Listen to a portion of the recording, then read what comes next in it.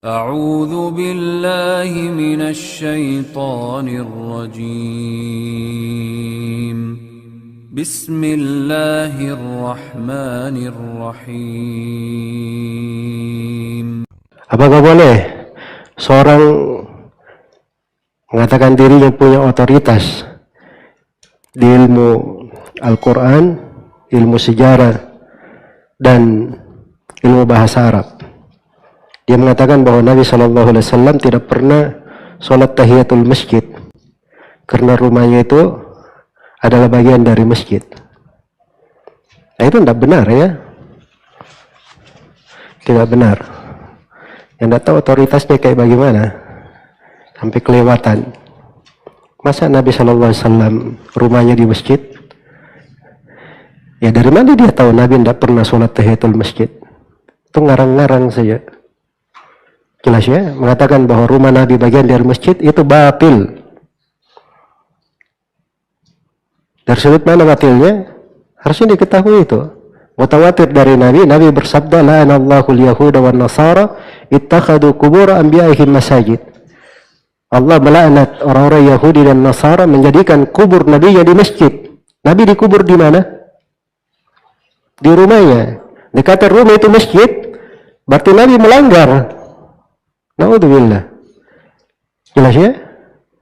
Terus sudut yang lain, orang tinggal di rumah, suami istri. Ada hal-hal yang dilakukan suami istri itu tidak boleh dilakukan di masjid. Dan itu disucikan Nabi SAW dari hal yang seperti itu. Kalau Nabi melihat ada dahak di masjid, di tembok, beliau bersihkan dengan jarinya yang mulia. Ya, sedemikian rupa beliau mengagungkan masjid. Maka tidak mungkin itu tidak masuk akal. Jelas ya? Karena itu jangan seorang berucap hal-hal yang sembarangan. Ya, sunnah Nabi itu kadang datang dari ucapannya, kadang datang dari perbuatannya. Jadi kalau tidak diketahui dari perbuatan Nabi beliau tidak sholat tahiyatul masjid, jangan dikatakan tidak ada. Mungkin Nabi melakukannya, kamu tidak tahu. Iya. Dan mungkin tak dinukil oleh para sahabat, sebab sudah ada dari ucapan Nabi yang memperjelasnya. Di Sahih Al-Bukhari, Nabi SAW mengingatkan sahabat Sulaik Al-Ghatafani yang masuk pada saat Nabi khutbah Jumat, lalu dia duduk sebelum sholat sunnah 2 rakaat. Maka Nabi berkata, kum fasalli rakaatain wa tajawwaz fihima. Kata Nabi, berdiri kamu, lakukan sholat 2 rakaat dan segerakan sholatnya. Maksudnya kalau khatib lagi khutbah, seorang masuk, dia jangan duduk, sholat dulu 2 rakaat tahiyatul masjid. Lalu dia peringkas sholatnya. Dan di dalam hadits riwayat Bukhari Muslim dari Abu Qatadah Al-Ansari radhiyallahu taala anhu, Rasulullah sallallahu alaihi wasallam bersabda, "Idza dakhala ahadukumul masjid fala yajlis hatta yarka' raka'ataini." Apabila salah seorang di antara kalian masuk masjid, maka jangan dia duduk sampai dia sholat 2 rakaat. Iya. Baik. Karena itu tidak cocok ya seorang sembarang berbicara dalam hal-hal yang seperti ini. Ya. Dan juga nggak bagus membangga-banggakan. Otoritas itu apa artinya otoritas? Kayak berkuasa saja. Punya kekuasaan, punya wewenang di bidang ilmu ulumul Quran misalnya, atau di bidang ilmu bahasa Arab, ya, di bidang ilmu sejarah. Saya nggak tahu sejarah apa ini.